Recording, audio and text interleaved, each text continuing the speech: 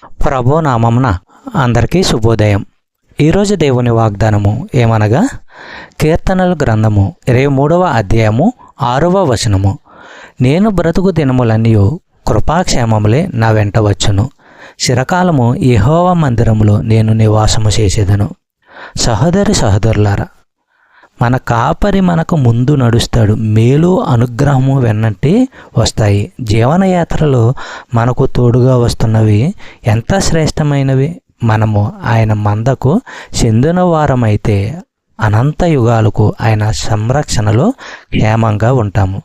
యోహాను సువార్త 10వ అధ్యాయము 27-28 వచనములు మనము పరిశీలించినట్లయితే, నా గొర్రెలు నా స్వరము వింటారు, వారు నాకు తెలుసు, వారు నన్ను అనుసరిస్తారు, నేను వారికి శాశ్వత జీవము ఇస్తూ ఉన్నాను, వారు ఎన్నడూ నశించరు, వారిని నా చేతిలో నుంచి ఎవరు ఎత్తుకుపోరు. చెప్పబడిన వాగ్దానము దేవుడు దీవించి ఆశీర్వదించును గాక.